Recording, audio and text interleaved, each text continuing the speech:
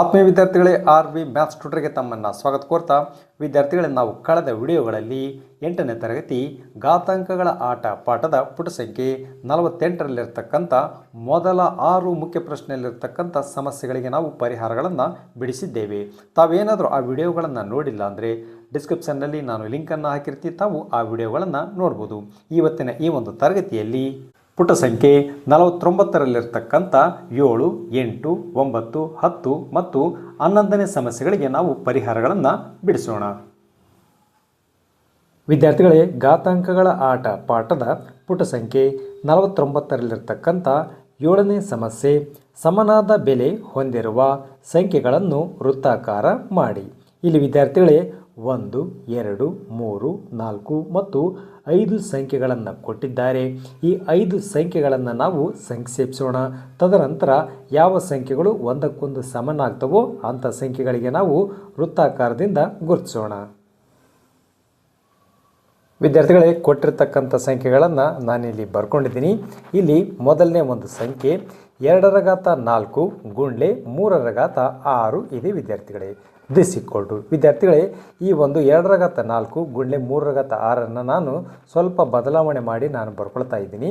ಇಲ್ಲಿ 2^2 ಅಂದರೆ ಈ ಒಂದು 2^4 ನಾನು 2^2 ಅದರ ಘಾತ 2 ಎಂದು ನಾನು ಬರೆದುಕೊಳ್ಳುತ್ತೇನೆ. ಅಂದರೆ ವಿದ್ಯಾರ್ಥಿಗಳೇ, ಈ ಒಂದು ಘಾತಾಂಕಗಳ ನಿಯಮ ಎನ್ನದ ಘಾತ ಎ ಅದರ ಘಾತ ಬಿ ಇತ್ತು ಅಂದರೆ ಎನ್ನದ ಘಾತ ಎ ಬಿಗೆ ಏನಾಗ್ತದೆ, ಸಮ ಆಗ್ತದೆ. ಅಂದರೆ ಈ 2 ಘಾತ ಸೂಚಿಗಳು ಏನಾಗ್ತವೆ, ಗುಣಕಾರ ಆಗ್ತವೆ. ಆದ್ದರಿಂದ 2^2 ಅದರ ಘಾತ 2 ಅಂದರೆ 2 ಏನಾಗ್ತದೆ, ಮತ್ತೆ 4 ಆಗ್ತದೆ. ಆದ್ದರಿಂದ 2 ನಮಗೆ 4 ಉತ್ತರ ಸಿಗ್ತದೆ. ಆದ್ದರಿಂದ 2^2 ಗುಂಡ್ಲೆ ಈ 3^6 ನಾನು 3^3 ಅದರ ಘಾತ 2 ಎಂದು ನಾನು ಬರೆದುಕೊಳ್ಳುತ್ತೇನೆ. ಅಂದರೆ 3^3 ಅಂದರೆ ಈ 3 ಮತ್ತು 2 ಏನಾಗ್ತವೆ, ಗುಣಕಾರ ಆಗ್ತವೆ.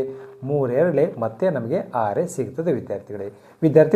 ಈ 2^2 ಗುಂಡ್ಲೆ 3^3 ಅದರ ಘಾತ 2 ಎಂದು ನಾವು ಈ ಬೆಲೆಗಳನ್ನು ನಾವು ಬರೆದುಕೊಳ್ಬೋದು. ಈ ಒಂದು ನಿಯಮದ ಪ್ರಕಾರ ಇಲ್ಲಿ n ಗುಂಡ್ಲೆ m ಅದರ ಘಾತ a ಇತ್ತು ಅಂದರೆ ಈ ಒಂದು a ಘಾತ ಸೂಚಿ nಗೂ ಕೂಡ ಅನ್ವಯ ಆಗುತ್ತೆ. ಅಂದರೆ nದ ಘಾತ a ಆಗ್ತದೆ ಗುಂಡ್ಲೆ mದ ಘಾತ a ಕೂಡ ಆಗ್ತದೆ ವಿದ್ಯಾರ್ಥಿಗಳೇ. ಆದ್ದರಿಂದ ಇಲ್ಲಿ n ಮತ್ತು mದ ಸ್ಥಾನದಲ್ಲಿ 2 ಮತ್ತು 3ಗಳು ಇದ್ದಾವೆ. ದಿಸ್ ಈಕ್ವಲ್ ಟು ವಿದ್ಯಾರ್ಥಿಗಳೇ, ಇಲ್ಲಿ 2^2 ಅಂದರೆ 2 ಎಷ್ಟಾಗ್ತದೆ, 4 ಆಗ್ತದೆ ಗುಂಡ್ಲೆ 3ರ ಘನ ಅಂದರೆ 3ಅನ್ನು ನಾವು 3 ಸಾರಿ ಗುಣಿಸಿದಾಗ 3 ಗುಂಡ್ಲೆ 3 ಗುಂಡ್ಲೆ 3 3 3 9 9 27 ಆಗ್ತದೆ. ಅದರ ಘಾತ ಸೂಚಿ 2 ಇದೆ, 2ಅನ್ನು ನಾನು ಬರ್ಕೊಂಡಿದ್ದೀನಿ. ದಿಸ್ ಈಕ್ವಲ್ ಟು ವಿದ್ಯಾರ್ಥಿಗಳೇ, ಈ ಬ್ರ್ಯಾಕೆಟ್ನಲ್ಲಿರತಕ್ಕಂಥ ಬೆಲೆಗಳು 4 ಗುಂಡ್ಲೆ 27 ಅಂದರೆ ಈ 2 ಬೆಲೆಗಳನ್ನು ನಾವು ಗುಣಿಸಿದರೆ ನಮಗೆ 108 ಸಿಗ್ತದೆ. ಅದರ ಘಾತ ಸೂಚಿ 2 ಇದೆ, 2ಅನ್ನು ನಾನು ಬರ್ಕೊಂಡಿದ್ದೀನಿ. ಆದ್ದರಿಂದ ಈ ಬೆಲೆಗಳನ್ನು ನಾವು ಸಂಕ್ಷೇಪಿಸಿದಾಗ 108 ಅದರ ಘಾತ 2 ಉತ್ತರ ನಮಗೆ ಸಿಕ್ಕಿದೆ. ಅದೇ ರೀತಿಯಾಗಿ 2ನೇ ಒಂದು ಬೆಲೆಗಳನ್ನು ನಾನು ಬರ್ಕೊಂಡಿದ್ದೀನಿ. ಇಲ್ಲಿ 6^4 ಇದೆ ಗುಂಡ್ಲೆ 3^2 ಇದೆ.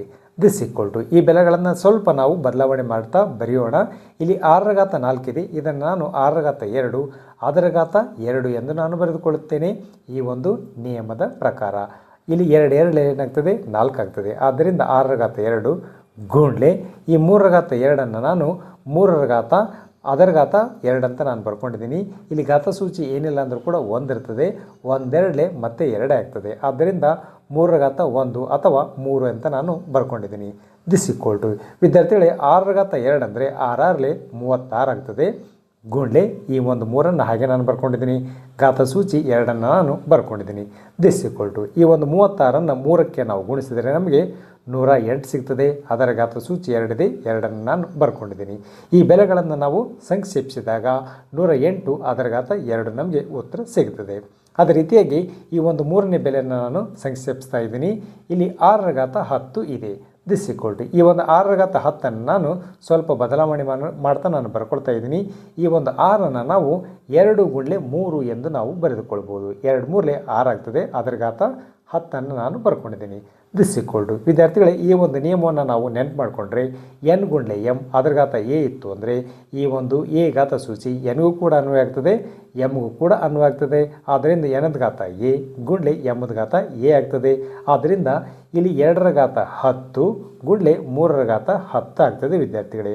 ಆದ್ದರಿಂದ ಈ 6ರ ಘಾತ 10 ನಾವು 2ರ ಘಾತ 10 ಗುಂಡ್ಲೆ 3ರ ಘಾತ 10 ಎಂದು ನಾವು ಬರೆದುಕೊಳ್ಳಬಹುದು. ಅದೇ ರೀತಿಯಾಗಿ 4ನೇ ಒಂದು ಬೆಲೆ ಇಲ್ಲಿ 18ರ ಘಾತ 2 ಗುಂಡ್ಲೆ 6ರ ಘಾತ 2 ಇದೆ. ದಿಸ್ ಈಕ್ವಲ್ ಟು ವಿದ್ಯಾರ್ಥಿಗಳೇ ಈ ಒಂದು 18ರ ಘಾತ 2 ಗುಂಡ್ಲೆ 6ರ ಘಾತ 2 ನಾನು 18 ಗುಂಡ್ಲೆ 6 ಈ 2 ಘಾತ ಸೂಚಿ ಏನಿದೆ 2 ಇದೆ. ಆದ್ದರಿಂದ 18 ಗುಂಡ್ಲೆ 6 ಅದರ ಘಾತ ಸೂಚಿ 2 ಎಂದು ನಾನು ಬರೆದುಕೊಳ್ಳುತ್ತೇನೆ ಈ ಒಂದು ನಿಯಮದ ಪ್ರಕಾರ. ಆದ್ದರಿಂದ ದಿಸ್ ಈಕ್ವಲ್ ಟು ಇಲ್ಲಿ 18 ಗುಂಡ್ಲೆ 6 ಅಂದರೆ ಅದು 108 ಆಗ್ತದೆ. ಅದರ ಘಾತ ಸೂಚಿ 2 ಇದೆ, 2 ನಾನು ಬರ್ಕೊಂಡಿದ್ದೀನಿ. ಈ ಬೆಲೆಗಳನ್ನು ನಾವು ಸಂಕ್ಷೇಪಿಸಿದಾಗ 108 ಅದರ ಘಾತ 2 ಉತ್ತರ ನಮಗೆ ಸಿಗ್ತದೆ. ಅದೇ ರೀತಿಯಾಗಿ 5ನೇ ಒಂದು ಬೆಲೆ ಇಲ್ಲಿ 6ರ ಘಾತ 24 ಇದೆ. ದಿಸ್ ಈಕ್ವಲ್ ಟು ಈ ಒಂದು 6ಅನ್ನು ನಾನು 2 ಗುಂಡ್ಲೆ 3 ಎಂದು ನಾನು ಬರೆದುಕೊಳ್ಳುತ್ತೇನೆ. 2 3 6 ಆಗ್ತದೆ. ಅದರ ಘಾತ ಏನಿದೆ 24 ಇದೆ, 24ಅನ್ನು ನಾನು ಬರ್ಕೊಂಡಿದ್ದೀನಿ.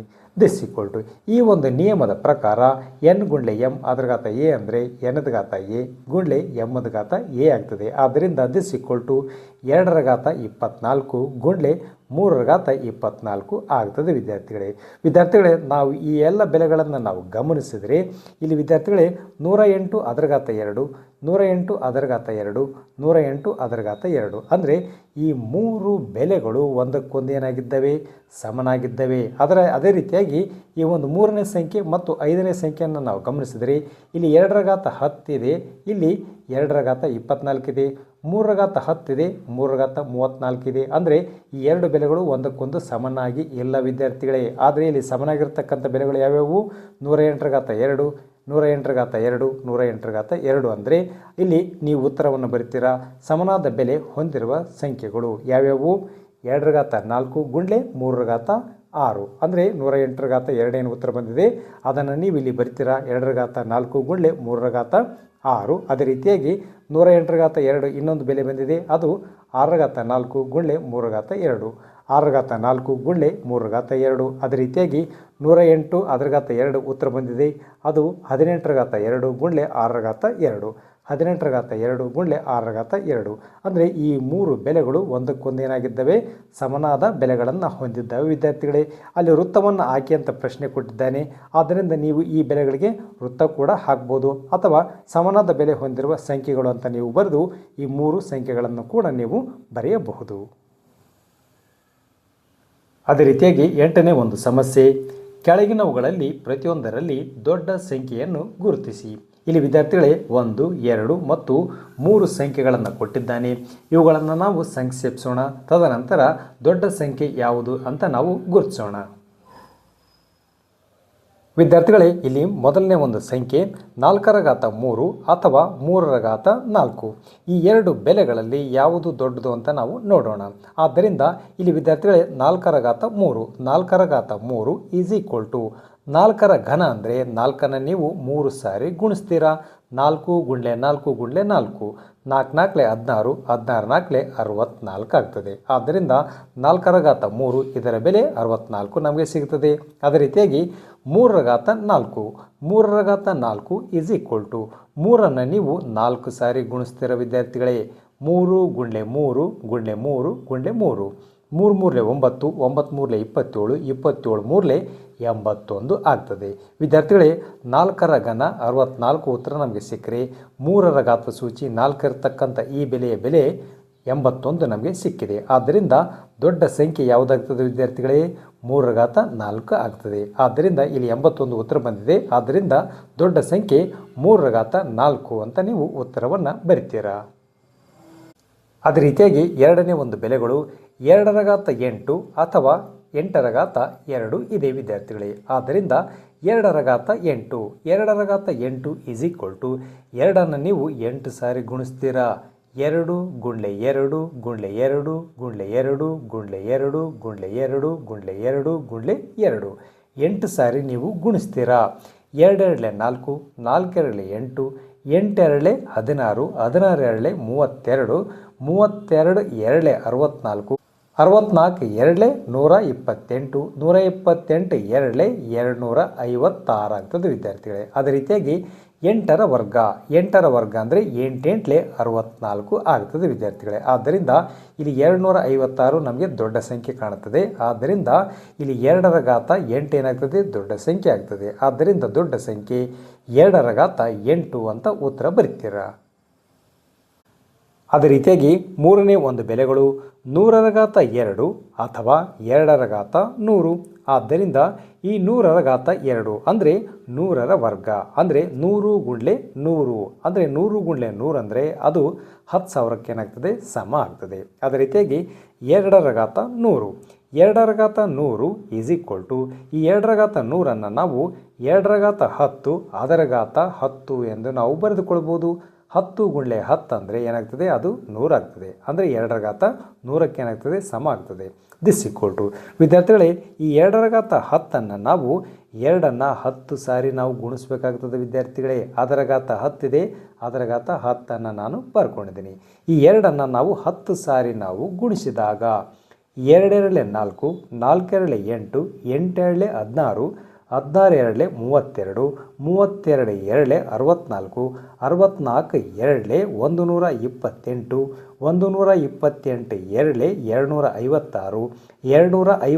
256, 256 2 512, 512 2 ಏನಾಗ್ತದೆ, 1024 ಆಗ್ತದೆ ವಿದ್ಯಾರ್ಥಿಗಳೇ. ಅದರ ಘಾತ 10 ಇದೆ, 10ಅನ್ನು ನಾನು ಬರ್ಕೊಂಡಿದ್ದೀನಿ. ಆದ್ದರಿಂದ ವಿದ್ಯಾರ್ಥಿಗಳೇ ನಾವು ಈ ಬೆಲೆಯನ್ನು ನಾವು ಗಮನಿಸಿದರೆ 1024ಅನ್ನು ನಾವು 10 ಸಾರಿ ಗುಣಿಸ್ಬೇಕಾಗ್ತದೆ. 1024 ಗುಂಡ್ಲೆ 1024 ಗುಂಡ್ಲೆ 1024 ಅಂತ 10 ಸಾರಿ ನಾವು ಬರೆದುಕೊಂಡು ಗುಣಿಸಿದಾಗ ಅದು ಒಂದು ದೊಡ್ಡ ಸಂಖ್ಯೆ ಆಗ್ತದೆ ವಿದ್ಯಾರ್ಥಿಗಳೇ. ತಾವು ಬೇಕಿದ್ದರೆ ಮನೆಯಲ್ಲಿ ಒಂದು ಕ್ಯಾಲ್ಕುಲೇಟರನ್ನು ಉಪಯೋಗಿಸಿ ಈ ಬೆಲೆಗಳನ್ನು ತಾವು ಗುಣಿಸ್ಬೋದು. ಇದು ಅತ್ಯಂತ ದೊಡ್ಡ ಸಂಖ್ಯೆ ಆಗ್ತದೆ ವಿದ್ಯಾರ್ಥಿಗಳೇ. ಆದ್ದರಿಂದ ವಿದ್ಯಾರ್ಥಿಗಳೇ ಈ 10,000ಕ್ಕಿಂತಲೂ ಇದು ಅತ್ಯಂತ ದೊಡ್ಡ ಸಂಖ್ಯೆ ಆಗೋದರಿಂದ ದೊಡ್ಡ ಸಂಖ್ಯೆ ನೀವೇನು ಬರ್ತೀರಾ, 2ರ ಘಾತ 100 ಅಂತ ನೀವು ಉತ್ತರವನ್ನು ಬರ್ತೀರಾ. ಅದೇ ರೀತಿಯಾಗಿ 9ನೇ ಒಂದು ಸಮಸ್ಯೆ. ಒಂದು ಹಾಲು ಉತ್ಪಾದನಾ ಘಟಕವು ಒಂದು ವರ್ಷದಲ್ಲಿ 8.5 ಬಿಲಿಯನ್. ವಿದ್ಯಾರ್ಥಿಗಳೇ 1 ಬಿಲಿಯನ್ ಅಂದರೆ 100 ಕೋಟಿಗೆ ಸಮ ವಿದ್ಯಾರ್ಥಿಗಳೇ. ಆದ್ದರಿಂದ 8.5 ಬಿಲಿಯನ್ ಅಂದರೆ 850 ಕೋಟಿ ಅಂತ ಅರ್ಥ ವಿದ್ಯಾರ್ಥಿಗಳೇ. ಅಂದರೆ ಒಂದು ವರ್ಷದಲ್ಲಿ 850 ಕೋಟಿ ಪ್ಯಾಕೆಟ್ಗಳು ಹಾಲನ್ನು ಉತ್ಪಾದಿಸಲು ಯೋಚಿಸಿದೆ ಅಂತ ಅರ್ಥ ವಿದ್ಯಾರ್ಥಿಗಳೇ. ಅವರಿಗೆ ಪ್ರತಿ ಪ್ಯಾಕೆಟ್ಗೆ ಒಂದು ಅನನ್ಯ ID ಗುರುತಿಸುವಿಕೆ ಕೋಡ್ ಬೇಕಾಗಿದೆ. ಅಂದರೆ ಇಲ್ಲಿ 850 ಕೋಟಿ ಏನು ಪ್ಯಾಕೆಟ್ಗಳನ್ನು ಹಾಲಿನ ಪ್ಯಾಕೆಟ್ಗಳನ್ನು ಏನು ಉತ್ಪಾದನೆ ಮಾಡ್ತಾರೆ ಆ ಒಂದು ಪ್ರತಿ ಪ್ಯಾಕೆಟ್ಗೆ ಒಂದು ಅನನ್ಯ ID ಅಂದರೆ ಒಂದೊಂದು ಸಂಖ್ಯೆಯನ್ನು ಕೊಡ್ತಾರೆ ವಿದ್ಯಾರ್ಥಿಗಳೇ. ಅಂದರೆ ಗುರುತಿಸ್ತಕ್ಕಂಥ ಒಂದು ಸಂಖ್ಯೆಯನ್ನು ಕೊಡ್ತಾರೆ. ಇಲ್ಲಿ 0ಯಿಂದ 9 ಅಂಕೆಗಳನ್ನು ಬಳಸಲು ಆಯ್ಕೆ ಮಾಡಿದರೆ ಅಂದರೆ ಪ್ರತಿಯೊಂದು ಪ್ಯಾಕೆಟ್ನ ಮೇಲೆ ಇಲ್ಲಿ ಅಂಕೆಗಳು 0ಯಿಂದ 9ರವರೆಗೆ ಅಂಕೆಗಳನ್ನು ಅಲ್ಲಿ ಬಳಸ್ತಾ ಇದ್ದಾರೆ ವಿದ್ಯಾರ್ಥಿಗಳೇ. ಕೋಡ್ ಎಷ್ಟು ಅಂಕೆಗಳನ್ನು ಒಳಗೊಂಡಿರುತ್ತದೆ ಅಂತ ಇಲ್ಲಿ ಪ್ರಶ್ನೆಯನ್ನು ಕೊಟ್ಟಿದ್ದಾನೆ. ವಿದ್ಯಾರ್ಥಿಗಳೇ ನಾವು ಪ್ರಶ್ನೆಯನ್ನು ಗಮನಿಸಿದರೆ ಇಲ್ಲಿ ಹಾಲು ಉತ್ಪಾದನೆ ಮಾಡ್ತಕ್ಕಂಥ ಒಂದು ಘಟಕ ಒಂದು ವರ್ಷದಲ್ಲಿ 8.5 ಬಿಲಿಯನ್ ಹಾಲಿನ ಪ್ಯಾಕೆಟ್ಗಳನ್ನು ತಯಾರು ಮಾಡ್ತದೆ ವಿದ್ಯಾರ್ಥಿಗಳೇ. ಈ ಒಂದು ಹಾಲಿನ ಪ್ಯಾಕೆಟ್ಗಳ ಮೇಲೆ 0ಯಿಂದ 9ರವರೆಗೆ ಅಂಕಿಗಳನ್ನು ಬಳಸಿಕೊಂಡು ಒಂದು ಕೋಡನ್ನು ಅಂದರೆ ಆ ಒಂದು ಹಾಲಿನ ಪ್ಯಾಕೆಟನ್ನು ಗುರುತಿಸಲು ಒಂದು ಸೂಚಕ ಅಂತ ನಾವು ಹೇಳ್ಬೋದು. ಆ ಒಂದು ಕೋಡನ್ನು ಕೊಡ್ತಾರೆ. ಇಲ್ಲಿ ಪ್ರತಿಯೊಂದು ಹಾಲಿನ ಪ್ಯಾಕೆಟ್ ಮೇಲೆ ಪ್ರತ್ಯೇಕವಾಗಿ ಒಂದೊಂದು ಕೋಡ್ ಇರ್ತದೆ ವಿದ್ಯಾರ್ಥಿಗಳೇ. ಅಂದರೆ 8.5 ಬಿಲಿಯನ್ ಹಾಲಿನ ಪ್ಯಾಕೆಟ್ಗಳ ಮೇಲೆ ಪ್ರತ್ಯೇಕವಾಗಿರ್ತಕ್ಕಂಥ ಕೋಡ್ ಇರೋದರಿಂದ ಆ ಒಂದು ಕೋಡು ಎಷ್ಟು ಅಂಕಿಗಳನ್ನು ಒಳಗೊಂಡಿರ್ತದೆ ಅಂತ ಇಲ್ಲಿ ಪ್ರಶ್ನೆಯನ್ನು ಕೊಟ್ಟಿದ್ದಾನೆ. ಆದ್ದರಿಂದ ವಿದ್ಯಾರ್ಥಿಗಳೇ ಇಲ್ಲಿ ಒಟ್ಟು ಪ್ಯಾಕೆಟ್ಗಳು ಹಾಲಿನ ಪ್ಯಾಕೆಟ್ಗಳು ಎಷ್ಟಿದ್ದಾವೆ, 8.5 ಬಿಲಿಯನ್ ಇದ್ದಾವೆ ವಿದ್ಯಾರ್ಥಿಗಳೇ. ಬಿಲಿಯನ್ ಅಂದರೆ 10⁻9 ಅಂತ ಅರ್ಥ. ಅಂದರೆ 1ರ ಮುಂದೆ 9 ಸೊನ್ನೆಗಳು ವಿದ್ಯಾರ್ಥಿಗಳೇ. 1ರ ಮುಂದೆ 9 ಸೊನ್ನೆಗಳು ಅಂದರೆ ಅದು 100 ಕೋಟಿಗೆ ಸಮ ಆಗ್ತದೆ ವಿದ್ಯಾರ್ಥಿಗಳೇ. ಆದ್ದರಿಂದ 1 ಬಿಲಿಯನ್ ಅಂದರೆ ಅದು 100 ಕೋಟಿಗೆ ಸಮ ಆಗ್ತದೆ. ಆದ್ದರಿಂದ ದಿಸ್ ಈಕ್ವಲ್ ಟು 8.5 ಗುಂಡ್ಲೆ 1 ಬಿಲಿಯನ್ ಅಂದರೆ 10⁻9 ಅಂದರೆ ಅದು 100 ಕೋಟಿಗೆ ಸಮ ಆಗ್ತದೆ. ಈ ಒಂದು 100 ಕೋಟಿಯನ್ನು ನಾವು 8.5ಕ್ಕೆ ನಾವು ಗುಣಿಸಿದರೆ ನಮಗೆ 850 ಕೋಟಿ ಸಿಗ್ತದೆ ವಿದ್ಯಾರ್ಥಿಗಳೇ. ಅಂದರೆ ಆ ಒಂದು ಹಾಲು ಉತ್ಪಾದನೆ ಮಾಡ್ತಕ್ಕಂಥ ಆ ಒಂದು ಘಟಕ ಒಂದು ವರ್ಷದಲ್ಲಿ 850 ಕೋಟಿ ಹಾಲಿನ ಪ್ಯಾಕೆಟ್ಗಳನ್ನು ತಯಾರು ಮಾಡ್ತದೆ ವಿದ್ಯಾರ್ಥಿಗಳೇ. 850 ಕೋಟಿ ಹಾಲಿನ ಪ್ಯಾಕೆಟ್ಗಳನ್ನು ತಯಾರು ಮಾಡ್ತದೆ. ಈ 850 ಕೋಟಿ ಹಾಲಿನ ಪ್ಯಾಕೆಟ್ಗಳ ಮೇಲೆ 0ಯಿಂದ 9ರವರೆಗೆ ನಾವು ಅಂಕಿಗಳನ್ನು ಬಳಸಿಕೊಂಡು ಒಂದು ಪ್ರತ್ಯೇಕವಾಗಿರ್ತಕ್ಕಂಥ ಒಂದು ಕೋಡನ್ನು ನಾವು ಕೊಡಬೇಕಾಗಿದೆ. ಆದ್ದರಿಂದ ಬಳಸುವ ಅಂಕಿಗಳು ಇಲ್ಲಿಂದ 0ಯಿಂದ 9ರವರೆಗೆ ಏನು ಅಂಕಿಗಳಿದ್ದಾವೆ ಇವುಗಳನ್ನು ನಾವು ಬಳಸಿಕೊಂಡು ನಾವು ಒಂದೊಂದು ಕೋಡನ್ನು ಕೊಡಬೇಕಾಗಿದೆ. ಆದ್ದರಿಂದ 0ಯಿಂದ 9 ಅಂದರೆ ಇಲ್ಲಿ ಒಟ್ಟು 10 ಅಂಕಿಗಳಾಗ್ತವೆ ವಿದ್ಯಾರ್ಥಿಗಳೇ. 0ಯಿಂದ 9, 1ರಿಂದ 9 9 ಅಂಕಿಗಳು 0. ಇದನ್ನು ನಾವು ಸೇರಿಸಿದರೆ ಒಟ್ಟು 10 ಅಂಕಿಗಳಾಗ್ತವೆ. ಆದ್ದರಿಂದ 9 ಅಂಕಿಗಳ ಕೋಡ್ಗಳ ಸಂಖ್ಯೆಯನ್ನು ನಾವು ಇಲ್ಲಿ ಗಮನಿಸೋಣ. ಆದ್ದರಿಂದ 10⁻9 10⁻9 ಅಂದರೆ 1 ಬಿಲಿಯನ್ ಆಗ್ತದೆ ವಿದ್ಯಾರ್ಥಿಗಳೇ. 1 ಬಿಲಿಯನ್ ಅಂದರೆ 1ರ ಮುಂದೆ 9 ಸೊನ್ನೆಗಳು. 10⁻9 ಅಂದರೆ 1ರ ಮುಂದೆ 9 ಸೊನ್ನೆಗಳು ಅಂದರೆ ಅದು 100 ಕೋಟಿಗೆ ಸಮ ಆಗ್ತದೆ. 1 ಬಿಲಿಯನ್ ವಿದ್ಯಾರ್ಥಿಗಳೇ 100 ಕೋಟಿಗೆ ಸಮ ಆಗ್ತದೆ. ಇಲ್ಲಿರ್ತಕ್ಕಂಥದ್ದು 850 ಕೋಟಿ ವಿದ್ಯಾರ್ಥಿಗಳೇ. ಆದರೆ ಇಲ್ಲಿರ್ತಕ್ಕಂಥದ್ದು ಬರೀ 100 ಕೋಟಿ ವಿದ್ಯಾರ್ಥಿಗಳೇ. ಇದೇನಾಗಲ್ಲ, ಈ ಒಂದು 10⁻9 ಸಾಕಾಗುವುದಿಲ್ಲ ವಿದ್ಯಾರ್ಥಿಗಳೇ. ಅದೇ ರೀತಿಯಾಗಿ 10 ಅಂಕಿಗಳ ಕೋಡ್ಗಳ ಸಂಖ್ಯೆಯನ್ನು ನಾವು ಗಮನಿಸೋಣ. ಇಲ್ಲಿ 10⁻10 ಈಸ್ ಈಕ್ವಲ್ ಟು 10⁻10 ಅಂದರೆ 1ರ ಮುಂದೆ ಎಷ್ಟು ಸೊನ್ನೆಗಳು? 10 ಸೊನ್ನೆಗಳು ವಿದ್ಯಾರ್ಥಿಗಳೇ. 1ರ ಮುಂದೆ 10 ಸೊನ್ನೆಗಳು ಅಂದರೆ ಅದು 1000 ಕೋಟಿಗೆ ಸಮ ಆಗ್ತದೆ ವಿದ್ಯಾರ್ಥಿಗಳೇ. ಅಂದರೆ 10 ಬಿಲಿಯನ್ ಇದೇನಾಗ್ತದೆ? ಸಾಕಾಗ್ತದೆ ವಿದ್ಯಾರ್ಥಿಗಳೇ. ಯಾಕಂದರೆ ನಮಗೆ ಇಲ್ಲಿ ಇರ್ತಕ್ಕಂಥ ಹಾಲಿನ ಪ್ಯಾಕೆಟ್ಗಳ ಸಂಖ್ಯೆ 850 ಕೋಟಿ. ಇಲ್ಲಿ ನಮಗೆ ಬರ್ತಕ್ಕಂಥ ಸಂಖ್ಯೆ 1000 ಕೋಟಿ. ಆದ್ದರಿಂದ ಇದೇನಾಗ್ತದೆ ಅಂಕಿ ನಮಗೆ ಸಾಕಾಗ್ತದೆ ವಿದ್ಯಾರ್ಥಿಗಳೇ. ಇಲ್ಲಿ 100 ಕೋಟಿ ನಮಗೆ ಸಾಕಾಗಲ್ಲ, ಇಲ್ಲಿ 1000 ಕೋಟಿ ಏನಾಗ್ತದೆ ನಮಗೆ ಸಾಕಾಗ್ತದೆ. ಯಾಕಂದರೆ ಹಾಲಿನ ಪ್ಯಾಕೆಟ್ಗಳ ಸಂಖ್ಯೆ 850 ಕೋಟಿ ಇರೋದರಿಂದ ಈ ಒಂದು ಸಂಖ್ಯೆ ನಮಗೆ ಸಾಕಾಗ್ತದೆ. ಆದ್ದರಿಂದ ಪ್ರತಿ ಪ್ಯಾಕೆಟ್ನ ಕೋಡು ಸಂಖ್ಯೆ 10 ಅಂಕಿಗಳನ್ನು ಒಳಗೊಂಡಿರಬೇಕು ಅಂತ ತಾವು ಉತ್ತರವನ್ನು ಬರಿತೀರಾ. ಅದೇ ರೀತಿಯಾಗಿ 10ನೇ ಒಂದು ಪ್ರಶ್ನೆ, 64 ಒಂದು ವರ್ಗ ಸಂಖ್ಯೆ 8⁻2 ಮತ್ತು ಘನ ಸಂಖ್ಯೆ 4⁻3. ಅಂದರೆ ಈ ಒಂದು 64 ಅಂತಕ್ಕಂಥದ್ದು 8ರ ವರ್ಗ ಕೂಡ ಆಗಿದೆ ಮತ್ತು 4ರ ಘನ ಕೂಡ ಆಗಿದೆ, ಎರಡೂ ಆಗಿದೆ. ವರ್ಗ ಮತ್ತು ಘನ ಎರಡೂ ಆಗಿರುವ ಇತರ ಸಂಖ್ಯೆಗಳಿವೆಯೇ? ಅಂತಹ ಸಂಖ್ಯೆಗಳನ್ನು ಸಾಮಾನ್ಯವಾಗಿ ವಿವರಿಸುವ ಮಾರ್ಗವಿದೆಯೇ? ವಿದ್ಯಾರ್ಥಿಗಳು ನಾವು ಪ್ರಶ್ನೆಯನ್ನು ಗಮನಿಸಿದರೆ ಇಲ್ಲಿ ವರ್ಗ ಮತ್ತು ಘನ ಎರಡೂ ಆಗಿರುವ ಸಂಖ್ಯೆಗಳು ಇವೆಯೇ ಅಂತ ಪ್ರಶ್ನೆ ಕೊಟ್ಟಿದ್ದಾನೆ ವಿದ್ಯಾರ್ಥಿಗಳೇ. ಆದ್ದರಿಂದ ವರ್ಗ ಮತ್ತು ಘನ ಎರಡೂ ಆಗಿರುವ ಸಂಖ್ಯೆಗಳು ಇದ್ದಾವೆ ವಿದ್ಯಾರ್ಥಿಗಳೇ. ಇಲ್ಲಿ ವರ್ಗ ಮತ್ತು ಘನ ಎರಡೂ ಆಗಿರುವ ಸಂಖ್ಯೆಗಳು ಯಾವ ರೀತಿ ಇರ್ತವೆ ಅಂದರೆ 6ರ ಘಾತಗಳು ಆಗಿರುತ್ತವೆ ವಿದ್ಯಾರ್ಥಿಗಳೇ. 6ರ ಘಾತ, ಆ ಒಂದು ಸಂಖ್ಯೆಯ ಘಾತ ಸೂಚಿ 6 ಇತ್ತು ಅಂದರೆ ಆ ಒಂದು ಸಂಖ್ಯೆ ವರ್ಗನೂ ಆಗಿರ್ತದೆ ಮತ್ತು ಘನನೂ ಆಗಿರ್ತದೆ ವಿದ್ಯಾರ್ಥಿಗಳೇ. ಏಕೆಂದರೆ ಇಲ್ಲಿ ಒಂದು ವರ್ಗ ಸಂಖ್ಯೆಯ ಘಾತಸೂಚಿ 2 ಇರ್ತದೆ ಮತ್ತು ಒಂದು ಘನದ ಘಾತಸೂಚಿ 3 ಇರ್ತದೆ ವಿದ್ಯಾರ್ಥಿಗಳೇ. ಆದ್ದರಿಂದ 2 ಮತ್ತು 3ರ ಲ ಎಷ್ಟು ಬರ್ತದೆ? ಲಘುತ್ತಮ ಸಾಮಾನ್ಯ ಅಪವರ್ತ್ಯ ಎಷ್ಟು ಬರ್ತದೆ? 6 ಬರ್ತದೆ ವಿದ್ಯಾರ್ಥಿಗಳೇ. ಆದ್ದರಿಂದ ಒಂದು ವರ್ಗ ಸಂಖ್ಯೆಯ ಘಾತಸೂಚಿ 2, ಒಂದು ಘನದ ಘಾತಸೂಚಿ 3 ಇರ್ತದೆ. ಇವೆರಡರ ಲಸ ಎಷ್ಟಿರ್ತದೆ? 6 ಇರ್ತದೆ. ಆದ್ದರಿಂದ ಇಂಥ ಸಂಖ್ಯೆಗಳಿಗೆ ನಾವು ಉದಾಹರಣೆ ನೋಡೋಣ. ಇಲ್ಲಿ 1ರ ಘಾತ 6 ಅಂದರೆ 1ಅನ್ನು ನಾನು 6 ಸಾರಿ ನಾನು ಗುಣಿಸಿದ್ದೀನಿ ವಿದ್ಯಾರ್ಥಿಗಳೇ. 1ಅನ್ನು ನಾವು 6 ಸಾರಿ ಗುಣಿಸಿದರೆ ಅದರ ಬೆಲೆ ಒಂದೇ ಆಗಿರುತ್ತದೆ. 1 ಅಂತಕ್ಕಂಥದ್ದು 1ರ ವರ್ಗ ಕೂಡ ಒಂದೇ ಆಗಿದೆ, 1ರ ಘನ ಕೂಡ ಒಂದೇ ಆಗಿದೆ ವಿದ್ಯಾರ್ಥಿಗಳೇ. 1 ವರ್ಗ ಸಂಖ್ಯೆನೂ ಹೌದು, ಘನ ಸಂಖ್ಯೆನೂ ಹೌದು. ಅದೇ ರೀತಿಯಾಗಿ 2ರ ಘಾತ 6ಅನ್ನು ನಾನು ಬರ್ಕೊಂಡಿದ್ದೀನಿ. 2ಅನ್ನು ನಾವು 6 ಸಾರಿ ನಾವು ಗುಣಿಸಿದಾಗ ನಮಗೆ 64 ಸಿಗ್ತದೆ. ಈ ಒಂದು 64 8ರ ವರ್ಗ ಕೂಡ ಹೌದು ಮತ್ತು 4ರ ಘನ ಕೂಡ ಹೌದು ವಿದ್ಯಾರ್ಥಿಗಳೇ. 8 8 64, 4ಅನ್ನು ನಾವು 3 ಸಾರಿ ಗುಣಿಸಿದಾಗ 4 4 16, 16 4 64 ಆಗ್ತದೆ. ಆದ್ದರಿಂದ ಈ ಒಂದು 64 8ರ ವರ್ಗ ಕೂಡ ಆಗಿದೆ, 4ರ ಘನ ಕೂಡ ಆಗಿದೆ. ಅದೇ ರೀತಿ ರೀತಿಯಾಗಿ 3ರ ಘಾತಸೂಚಿ 6 ನಾನು ಬರ್ಕೊಂಡಿದ್ದೀನಿ. ಈ 3 ನಾನು 6 ಸಾರಿ ನಾನು ಗುಣಿಸಿದ್ದೀನಿ ವಿದ್ಯಾರ್ಥಿಗಳೇ. 6 ಸಾರಿ ನಾವು ಗುಣಿಸಿದಾಗ 729 ಉತ್ತರ ಸಿಗ್ತದೆ. ಈ ಒಂದು 729 ಅಂತಕ್ಕಂಥ ಈ ಒಂದು ಬೆಲೆ 27ರ ವರ್ಗ ಆಗಿದೆ ವಿದ್ಯಾರ್ಥಿಗಳೇ. ಅಂದರೆ 27ಅನ್ನು ನಾವು ವರ್ಗ ಸಂಖ್ಯೆಯನ್ನಾಗಿ ನಾವು ಬರೆದುಕೊಳ್ಬೋದು ವಿದ್ಯಾರ್ಥಿಗಳೇ. 27ರ ವರ್ಗ ಅದು 729 ಆಗಿರ್ತದೆ. ಅದೇ ರೀತಿಯಾಗಿ 729 9ರ ಘನ ಕೂಡ ಆಗಿದೆ. 9ಅನ್ನು ನಾವು 3 ಸಾರಿ ನಾವು ಗುಣಿಸಿದಾಗ ಅದು 729 ನಮಗೆ ಸಿಗ್ತದೆ. ಆದ್ದರಿಂದ ಇಲ್ಲಿ 1 ಆಗಿರ್ಬೋದು, 64 ಆಗಿರ್ಬೋದು, 729 ಆಗಿರ್ಬೋದು.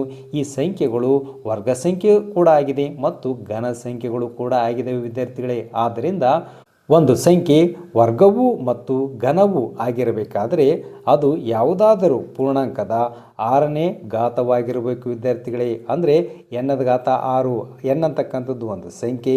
ಇಲ್ಲಿ ನಾನು 1 2 3 ಅಂತ ನಾನು ತೆಗೆದುಕೊಂಡಿದ್ದೇನೆ. ನೀವು ಯಾವುದಾದ್ರೂ ಸಂಖ್ಯೆ ತೆಗೆದುಕೊಳ್ಬೋದು. ಅದರ ಘಾತಸೂಚಿ 6 ಇತ್ತು ಅಂದರೆ ಅದನ್ನು ನಾವು 6 ಸಾರಿ ನಾವು ಗುಣಿಸಿದಾಗ ಬರ್ತಕ್ಕಂಥ ಆ ಒಂದು ಗುಣಲಬ್ಧ ಏನಾಗಿರ್ತದೆ, ವರ್ಗ ಸಂಖ್ಯೆ ಕೂಡ ಆಗಿರ್ತದೆ ಮತ್ತು ಘನ ಸಂಖ್ಯೆ ಕೂಡ ಆಗಿರ್ತದೆ ವಿದ್ಯಾರ್ಥಿಗಳೇ. 11ನೇ ಒಂದು ಪ್ರಶ್ನೆ. ಒಂದು ಡಿಜಿಟಲ್ ಲಾಕರ್ 5 ಅಕ್ಷರ ಸಂಖ್ಯಾಯುಕ್ತ ಆಲ್ಫಾ ನ್ಯೂಮರಿಕ್ ಪಾಸ್ಕೋಡನ್ನು ಹೊಂದಿದೆ. ಕೆಲವು ಉದಾಹರಣೆಗಳು ವಿದ್ಯಾರ್ಥಿಗಳೇ. ಇಲ್ಲಿ 1 2 3 4 ಉದಾಹರಣೆಗಳನ್ನು ಕೊಟ್ಟಿದ್ದಾರೆ. ಈ ಒಂದು ಉದಾಹರಣೆಗಳನ್ನು ನಾವು ಗಮನಿಸಿದರೆ ಇಲ್ಲಿ ಎದಿಂದ ಜೆಡ್ವರೆಗೂ ಕೆಲವೊಂದು ಅಕ್ಷರಗಳಿದ್ದಾವೆ ಮತ್ತು 0ಯಿಂದ 9ರವರೆಗೂ ಕೆಲವೊಂದು ಅಂಕಿಗಳು ಕೂಡ ಇದ್ದಾವೆ. ಇಲ್ಲಿ ಒಟ್ಟು 5 ಅಕ್ಷರದ ಸಂಖ್ಯಾಯುಕ್ತ ಅಂದರೆ ಒಂದು ಕೋಡನ್ನು ನಾವು ತಯಾರು ಮಾಡಬೇಕಾಗಿದೆ. ಆದ್ದರಿಂದ ಅಂತಹ ಎಷ್ಟು ಕೋಡ್ಗಳು ಸಾಧ್ಯ ಅಂತ ಪ್ರಶ್ನೆಯನ್ನು ಕೊಟ್ಟಿದ್ದಾನೆ. ವಿದ್ಯಾರ್ಥಿಗಳು ನಾವು ಪ್ರಶ್ನೆಯನ್ನು ಗಮನಿಸಿದರೆ ಇಲ್ಲಿ ಒಂದು ಡಿಜಿಟಲ್ ಲಾಕರ್ ಇದೆ. ಆ ಒಂದು ಡಿಜಿಟಲ್ ಲಾಕರ್ಗೆ ನಾವು ಒಂದು ಪಾಸ್ ಕೋಡ್ಗಳನ್ನು ಕೊಡಬೇಕಾಗಿದೆ ವಿದ್ಯಾರ್ಥಿಗಳೇ. ಇಲ್ಲಿ ಕೆಲವೊಂದು ಪಾಸ್ ಕೋಡ್ಗಳನ್ನು ನಾವು ಗಮನಿಸಿದರೆ ಏನು ಉದಾಹರಣೆಗಳನ್ನು ಕೊಟ್ಟಿದ್ದಾನೆ. 5 ಅಂಕಿಗಳ ಒಂದು ಪಾಸ್ ಕೋಡ್ ವಿದ್ಯಾರ್ಥಿಗಳೇ. ಈ 5 ಅಂಕಿಗಳ ಪಾಸ್ ಕೋಡನ್ನು ನಾವು ಗಮನಿಸಿದರೆ ಇಲ್ಲಿ ಇಂಗ್ಲೀಷ್ನ ಅಕ್ಷರಗಳು ಇದ್ದಾವೆ ಎದಿಂದ ಜೆಡ್ವರೆಗೂ ಮತ್ತು 0ಯಿಂದ 9ರವರೆಗೂ ಅಂಕಿಗಳು ಕೂಡ ಇದ್ದಾವೆ ವಿದ್ಯಾರ್ಥಿಗಳೇ. ಅಂದರೆ ಈ ಒಂದು ಅಂಕಿಗಳು ಮತ್ತು ಇಂಗ್ಲೀಷ್ನ ಅಕ್ಷರಗಳನ್ನು ಬಳಸಿಕೊಂಡು ನಾವು 5 ಅಂಕಿಯ ಒಂದು ಸಂಖ್ಯೆಯನ್ನು ನಾವು ಪಾಸ್ಕೋಡ್ ಆಗಿ ನಾವು ಇಲ್ಲಿ ಬರೀಬೇಕಾಗಿದೆ. ಆದ್ದರಿಂದ ಇಂತಹ ಎಷ್ಟು ಪಾಸ್ಕೋಡ್ಗಳು ನಮಗೆ ಸಿಗುತ್ತವೆ ಅಂತ ಇಲ್ಲಿ ಪ್ರಶ್ನೆಯನ್ನು ಕೊಟ್ಟಿದ್ದಾನೆ. ಆದ್ದರಿಂದ ವಿದ್ಯಾರ್ಥಿಗಳೇ 26 ಇಂಗ್ಲೀಷ್ ಅಕ್ಷರಗಳು ವಿದ್ಯಾರ್ಥಿಗಳೇ. ಇಲ್ಲಿ ಒಟ್ಟು 26 ಇಂಗ್ಲೀಷ್ ಅಕ್ಷರಗಳಿದ್ದಾವೆ ಎದಿಂದ ಜೆಡ್ವರೆಗೂ. ಅದೇ ರೀತಿಯಾಗಿ 10 ಅಂಕಿಗಳು ವಿದ್ಯಾರ್ಥಿಗಳೇ. ಇಲ್ಲಿ 0ಯಿಂದ 9ರವರೆಗೂ ಒಟ್ಟು 10 ಅಂಕಿಗಳು ಆಗ್ತವೆ ವಿದ್ಯಾರ್ಥಿಗಳೇ. ಆದ್ದರಿಂದ ಒಟ್ಟು ಆಯ್ಕೆಗಳು ಎಷ್ಟಾಗ್ತವೆ ನಮಗೆ 26 ಇಂಗ್ಲೀಷ್ನ ಅಕ್ಷರಗಳು ಮತ್ತು 10 ಅಂಕಿಗಳು, ಅದು 0ಯಿಂದ 9ರವರೆಗೂ. ಅಂದರೆ ನಮಗೆ 36 ಆಯ್ಕೆಗಳು ನಮಗೆ ಸಿಗ್ತವೆ ವಿದ್ಯಾರ್ಥಿಗಳೇ ಈ ಒಂದು 5 ಅಂಕಿಯ ಒಂದು ಸಂಖ್ಯೆಯನ್ನು ನಾವು ರಚನೆ ಮಾಡಲು. ಆದ್ದರಿಂದ 5 ಸ್ಥಾನಗಳಿಗೆ ನಾವು ಇವುಗಳನ್ನು ನಾವು ಆಯ್ಕೆ ಮಾಡಬೇಕಾಗಿದೆ. ಆದ್ದರಿಂದ 5 ಸ್ಥಾನಗಳಿಗೆ ಸಾಧ್ಯವಿರುವ ಒಟ್ಟು ಪಾಸ್ಕೋಡ್ಗಳ ಸಂಖ್ಯೆ ವಿದ್ಯಾರ್ಥಿಗಳೇ ಅದೆಷ್ಟಾಗ್ತದೆ ಅಂದರೆ 36ರ ಘಾತ 5 ಆಗ್ತದೆ. ಇಲ್ಲಿ ಒಟ್ಟು 36 ಆಯ್ಕೆಗಳು ನಮಗೆ ಸಿಗ್ತವೆ. ನಮಗೆ ಪಾಸ್ಕೋಡ್ಗಳು ಎಷ್ಟು ಸ್ಥಾನದ್ದು 5 ಸ್ಥಾನದ ಪಾಸ್ಕೋಡ್ಗಳು ಬೇಕು ವಿದ್ಯಾರ್ಥಿಗಳೇ. ಆದ್ದರಿಂದ ಇಲ್ಲಿ 36 ಆಯ್ಕೆಗಳು 5 ಸ್ಥಾನದ ಒಂದು ಪಾಸ್ಕೋಡ್. ಆದ್ದರಿಂದ 36ರ ಘಾತ 5ಅನ್ನು ನಾವು ಬರ್ಕೊಂಡಿದ್ದೀವಿ ವಿದ್ಯಾರ್ಥಿಗಳೇ. ಆದ್ದರಿಂದ ದಿಸ್ ಈಕ್ವಲ್ ಟು 36ಅನ್ನು ನಾವು 5 ಸಾರಿ ನಾವು ಗುಣಿಸಬೇಕಾಗ್ತದೆ ವಿದ್ಯಾರ್ಥಿಗಳೇ. 36 ಗುಣ್ಲೆ 36 ಗುಣ್ಲೆ 36 ಗುಣ್ಲೆ 36 ಗುಣ್ಲೆ 36. ಈ 36ಅನ್ನು ನಾವು 5 ಸಾರಿ ನಾವು ಗುಣಿಸಿದಾಗ ನಮಗೆ ಲಭಿಸ್ತಕ್ಕಂಥ ಉತ್ತರ 6,66,176 ನಮಗೆ ಉತ್ತರ ಸಿಗುತ್ತದೆ ವಿದ್ಯಾರ್ಥಿಗಳೇ. ತಾವು ಇದನ್ನು ಗುಣಿಸ್ಬೋದು. ಆದ್ದರಿಂದ 5 ಸ್ಥಾನಗಳಿಗೆ ಸಾಧ್ಯವಿರುವ ಒಟ್ಟು ಪಾಸ್ಕೋಡ್ಗಳ ಸಂಖ್ಯೆ 6,66,176 ಅಂತ ತಾವು ಉತ್ತರವನ್ನು ಬರಿತೀರಾ ವಿದ್ಯಾರ್ಥಿಗಳೇ. ಈ ವಿಡಿಯೋ ಇಷ್ಟ ಆಗಿದ್ದರೆ ಒಂದು ಲೈಕ್ ಮಾಡಿ, ಹಾಗೆ ತಮ್ಮ ಫ್ರೆಂಡ್ಸ್ಗೂ ಕೂಡ ಈ ವಿಡಿಯೋನ ಶೇರ್ ಮಾಡಿ. ತಾವೇನಾದರೂ ಹೊಸಬರಾಗಿದ್ದರೆ ನಮ್ಮ ಚಾನಲನ್ನು ಸಬ್ಸ್ಕ್ರೈಬ್ ಮಾಡ್ಕೊಳ್ಳಿ. ಪಕ್ಕದಲ್ಲಿರುವ ಬೆಲ್ ಬಟನ್ ಒತ್ತಿ ಆಲ್ ಆಪ್ಷನನ್ನು ಸೆಲೆಕ್ಟ್ ಮಾಡಿ. ಮುಂದಿನ ವಿಡಿಯೋದಲ್ಲಿ ಇದೇ ಪುಟದಲ್ಲಿರ್ತಕ್ಕಂಥ ಉಳಿದಿರುವ ಸಮಸ್ಯೆಗಳಿಗೆ ಪರಿಹಾರಗಳನ್ನು ಬಿಡಿಸೋಣ.